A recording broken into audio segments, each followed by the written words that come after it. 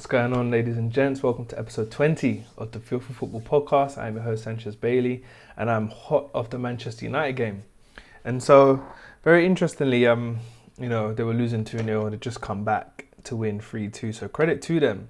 And I just wanted to kind of touch base on that actually from what was discussed in the last episode regarding United and the mentality and when pressure gets to them. And what they did today was break a record, and it's 8 consecutive away games. So that's really impressive, and that is of a title challenging team to be very effective and clinical and productive away from home. Obviously they're building with their home momentum at the moment, and winning today will be very good and be very much a confidence builder, a morale booster to a team that's really making a good impact in the league. I think they're 5th at the moment, Southampton. But I want to bring the mentality that Bruno Fernandes echoed that the team currently had, in terms of them saying that they should be fighting for the title. But it's more about, the small steps, and you're playing against a team, you're losing 2-0 now. Consider the amount of pressure that would put on the players to actually perform. We don't know what was said at halftime. The manager made changes and hopefully could have given them a little bit more of an injection that was more empowering rather than pressurizing. So I could only imagine at halftime Ole Gunnar Solskjaer made mention of the things that need to be done to win this game. And that's the mentality that they need to continue with moving on for the rest of the season, bit by bit, game by game. So now, obviously, I've done an episode on Bruno Fernandes and the Manchester United mentality, and now, comparing that to Tottenham and Mourinho's, and Tottenham play later on. So it's going to be very interesting to see how they cope against a team that's also building momentum. They are playing at home, away from home as well. So, how are they going to go into that game? It'll be very interesting to watch. And by the time this comes out, the game would have been done. But today I want to speak about something that I feel is very important. It's almost not another a prediction, but it's me exploring the positive and the dangers of the influence of the crowd coming in now. So, thank God that we're at a point where we can actually be at a stadium and engage in live sports. That's beautiful. Really happy about that. But it can be problematic, and I want to speak about that briefly a little bit, and at least by the end of the episode be able to give you some thought-provoking information that can allow you to not be affected in a negative way. So, where do I start with this? So, there's mentioned clubs, there's said clubs that are going to be able to have fans and showcase a live, fixture at the stadium. And I genuinely believe that's going to be unfair. Now, I've done a little bit of research actually, and hopefully I should be able to get that up on my laptop. But I was really looking into the statistics that the pandemic has brought. Now, you don't need statistics to actually to know that there's a lot more goals in the game now. There's a lot more chances per game. There's a lot more mistakes in the game. They're all no accidents. They're all statistics that make sense, and they all highlight the effect of the crowd actually being absent. Now, before I even go in terms of exploring how the effects of the crowd will affect these players now and how it will affect teams and blah, blah, blah, I really want to kind of break down how it has previously affected them and how. Before I even get into how the influence of the fans will now affect the players that are engaging now, I really want to speak about how it previously has affected them during the pandemic. And we spoke about it previously before. We're talking about even small elements such as the manager's communication that could also distract the players, because I'm hearing names being screamed out, and usually you associate that with training, which is so stop and start. And so maybe some players' concentration levels have not been at the optimum because they're focusing on what they can hear. We've had players that will feel less aroused, and when I say aroused I mean less in the zone and less stimulated in the game because of the lack of the crowd, which leads people to make more mistakes. We've got some players that actually thrive under the circumstances of no crowds, and they will step up their game. So there has been some players that have actually raised their game during this whole pandemic. And that doesn't necessarily mean it's just because of crowds. This could be because of the work they were putting in, the momentum that they've been building physically and mentally.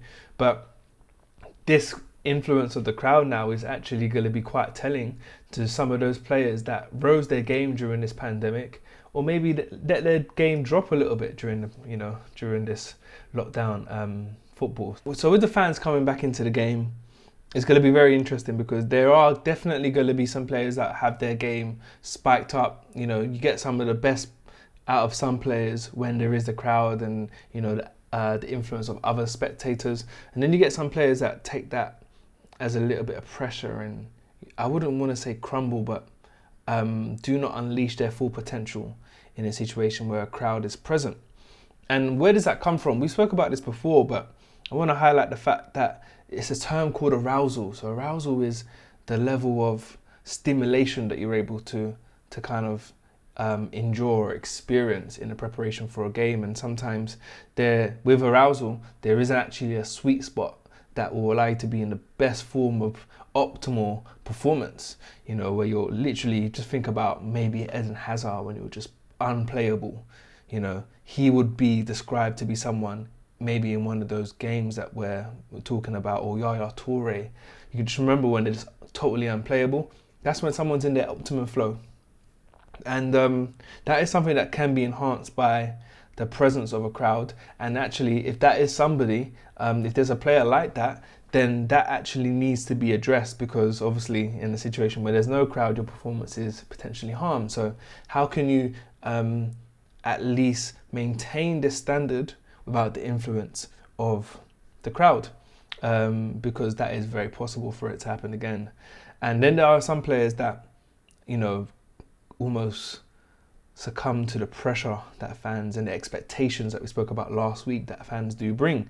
And so how can you prepare yourself to be able to adjust to any situation, and irrelevant to what circumstances you're surrounded in, you're then able to flourish and perform close to your optimal, And it takes a bit of work, but one of the skills that I really want to pass on to those listening is the way that you interpret scenarios. The way that you interpret scenarios is going to determine whether you're able to let the current circumstances and environment affect you, or whether in a positive manner, where you're going to, perform irrespective to what the environment is, or whether you're actually going to allow the environment and the circumstances and maybe your team's context to then affect the way that you deliver and perform your game. So what I actually just did now is, just as I said before, the aim is to really give you thought-provoking content, and this is going to be something that you want to take pen and paper and start being very self-reflective, being very honest with yourself, and writing some things that are pertaining to yourself. And it'll make sense as I explain it. So what I did, I wrote down a few scenarios that could affect a player. So let's just think now, the influence of the crowd and how that would potentially affect a player positively and negatively. So I wrote down a few examples, and I'll give you a few, further examples. So you've got the opposition being superior. So you're at home, let's just say Arsenal now have a North London derby coming up. So you're playing against a team that's doing better than you, that's been better than you in seasons. I don't know whether they're at home or not, but either way, there's going to be the influence of a crowd. So let's look at it from the Arsenal perspective. So you're at the Emirates, you're playing a team that's superior to you. So one, you may be a little bit potentially intimidated by the team or threatened by their form. Two, you will have the crowd on your side. But if things don't go your way, the crowd could get on your back or urge you and try and give you a little bit of praise. You've got the opposition being inferior, maybe a team that you feel like you could walk all over. They're not doing well in terms of their form. You've got jeers from the crowd. Let's just say you keep making mistakes, you keep missing sitters, or you're getting beaten by your man. You might get some jeers. Chants that are in your favour, people singing your name or maybe just cheering you on and urging you on. Maybe you could be winning or losing. You've got a roar as well, abuse. You've got a goal drought, and you've got mistakes. Now, there might be so much more scenarios that you can kind of draw from your own experiences that may derail you from a game. It could be prior form, that is. It could be so many other scenarios. What can allow you to thrive under those situations and almost crumble in those situations is down to how you interpret every single scenario that I just mentioned. Now, not every scenario in general, but more those that are pertaining to yourself. So if you're a player that allows mistakes to affect you in the next 5 minutes of your game, if you're someone who allows a goal drought, or maybe the fact that you missed a number of opportunities affect your next one, or affect the way that you even engage in the game for the next few minutes or even for the rest of the match. If you're someone that maybe the crowd getting on your back, maybe booing you or even jeering, or you can just tell the fans are onto you, whether you're able to let that affect your game and you feel like the whole world is just focused on what you're doing at that particular time and you don't want to put a foot wrong and you're putting so much effort to not making another mistake or putting a foot wrong. I could go on and hopefully as I'm saying this, personal scenarios are coming to your mind where, there's been examples where these outside situations or circumstances has actually been presented to you or affected you. But the way that you're able to overcome that and able to still play and work towards that optimal functioning is how you interpret those scenarios. Either you're going to interpret it as a challenge. So think back to my challenge episode, I believe on episode 13. Think back to whether that is going to be a challenge for you or whether it's going to be a threat. Whether it's going to be empowering thoughts that you're having or whether you're having debilitative and damaging thoughts. So it's how you interpret those scenarios. So I've wrote down a few examples of how you can take some scenarios. I use a goal drought and mistakes in terms of how you can have debilitative thoughts and negative thoughts that will derail you from the current task of playing, and then more empowering thoughts. And when you do write this down, and if you do have those scenarios where circumstances in the game do affect you, it's worthwhile writing down that scenario, writing down the type of thoughts that you usually think, whether it's not empowering or debilitative. And then you want to work on saying something and returning and training yourself to actually respond with the more empowering thought, but actually sounds like it's coming from your mouth. You don't want to say something that's very cliche because it doesn't mean anything to you. It doesn't sound realistic and it doesn't sound like something that you would apply. You have to respond with something that sounds like you and is meaningful to you. So I wrote down something that I've used a few times, and let's use a goal drought.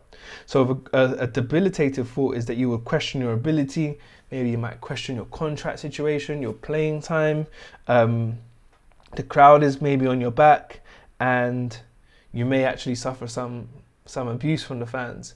So those are some debilitative thoughts where maybe, again, you don't think you're good enough. You might be losing your place in the team, or there's so many thoughts that could generate there that just puts you off from actually playing. So that's what a goal drought could definitely do, especially questioning your ability. But a way to overcome that is that you could think that you've been putting in the work. You've been putting in the work in terms of you finishing, and you just need a chance, and you'll put it away. Now, then again, you should be putting in that work to change your narrative. You should be training. You should be creating a habit. Think back to the habit episode, but creating a habit of you working to improve the finishing. And if you've been doing that and creating a habit, all you need is a chance. So instead of you focusing on the elements that will kind of derail you from your performance, you focus on the steps, kind of like we spoke about last week, that lead you to get to a chance. So you just focus on the element of you getting to a chance. Let's look at the element of mistakes now. So you've got mistakes. One of the other the negative thoughts about mistakes is that you just don't want to put another foot wrong. So sometimes you might overthink that you have to do things that are simple. The next phase of play that you get, you just want to not lose the ball. These are things that are very negative. The fact that you're saying you don't want to lose the ball is putting an expectation and a bit of pressure on yourself, which is unnecessary. players do miss the ball, like, and make mistakes, and 9 times out of 10, you're a professional, or whatever level you're at, you're designed to actually produce a successful phase of play. So you're not out of 10 attempts, you're not gonna make 10 mistakes. It's just very unrealistic to think that. So it will work in your favor. But a way to kind of shift your mind in terms of you not making a mistake is actually just focusing on what's important now. That's what I kind of break down as a winning mentality. What's important now, WIN. And you can break that down into something that's a little bit more important for you. So for example, if you're a defender, what might be important at this present time is shape. Making sure that your shape, is complementary to the team, maybe your line. Like, you want to focus on what's going on in the game now, so that you could perform and match the demands of the game, rather than you focusing on the things that are more pressurizing to you. So just focus on what's important now. If things are going on in the game, you are so privileged to have more minutes for you to actually play. Let's just say something happened 5 minutes into the game, 60 minutes into the game, 80 minutes into the game. You still have time to make something happen. You still have time to influence the game somehow. So it's shaking yourself back into reality. It's shaking yourself in terms of what really matters, in terms of you, your positioning, your team, and the ball. Like, that's all that really matters. And all those other circumstances really are irrelevant right now, because you're the only one that can influence what happens next. So focusing on what's important at that time, so that you can make the best influence whilst you have the opportunity to, and it's just really training your brain. And as I mentioned to you before, like, it's not going to just shake itself into reality by you just thinking that in a game. It's got to be something that you really want to start visualizing yourself actually doing, so you're casting your mind to the time where, maybe a mistake might happen, and how you think. You want to start thinking about yourself, making those thought processing and decisions. You want to think about and actually practice that in training, so to speak, where you do make a mistake. There's going to be some people that might get onto you, but you're really focusing what really matters, which is you performing and having another chance maybe, or your shape and all the elements that allow you to perform successfully. So that's my message today. Is overall, really, I genuinely think the return of the home crowd is really going to affect the teams that are able to have the crowds in a positive way. So if I was to make a prediction, I really think the London teams are going to flourish from this. I do think Fulham's form is going to improve because of the fact that they'll be having home support, and Craven Cottage is a really great stadium. So do be prepared that Fulham will have more of an advantage over the teams that are surrounding them in the table. I do think you'll see a turn in events where potentially Liverpool, Tottenham and Chelsea will slowly start to run away with the league, because they're top 3 at the moment. So, with them having home crowds and, creating that fortress again at their home stadiums, you'll be likely to see those teams rack up the points, especially during the Christmas time, where there's going to be games every 2-3 days. So I do think it is a bit of a danger for some of those other clubs that do not have the luxury of having the home advantage, where other teams would have a home advantage, and they, have an away disadvantage set before themselves. So I think it's going to be very unfair to the teams that do not have the influence of the crowd, because the pandemic actually has eradicated the home advantage. So there's no home advantage now, and from what we can understand is that there's going to be about 10 teams that are going to have the home advantage. So there's going to be 10 teams that are going to have no advantage from having the crowds around, and considering the crowds were removed and the crowds will be coming in. The crowd is going to be excited to be back. They're going to be extra supportive, which is going to be a bit of a mental boost for the players too, where the confidence and motivation are going to skyrocket from just having the people there to support them. Which means not only are you having a home advantage, you're also getting a mental push and a boost too, which is really quite unfair to the teams that are not able to have that. So it's going to be very interesting to see how things come along over the next few weeks. that's my predictions. We'll revisit it from week to week. Obviously, there's so many other factors that go into this, so I'm not saying that this is the only way. I'm not ignorant to psychology being a merge of factors such as the physical aspect, and how things can change as well. So yes, it's going to be an interesting few weeks, but I hope from this episode here you are able to have more time and more thought into how you interpret situations, especially if you are having the crowds come back into the game. But even if not, there's so many other circumstances that could allow you to overthink and cause you to have a lot more pressure in your game. So how do you interpret those scenarios is very important, and I hope that this empowers you and gives you the tools to start training yourself to interpret in more empowering ways. All right, moving on to next week, and yes, we'll speak then. But thank you for tuning in. I really appreciate it. Do check in with me. I would love to know how you're getting on. Sometimes, these episodes is very generic information, so if there's any extra and direct support that you do need, do not hesitate to contact me. But yes, on to next week, and speak then.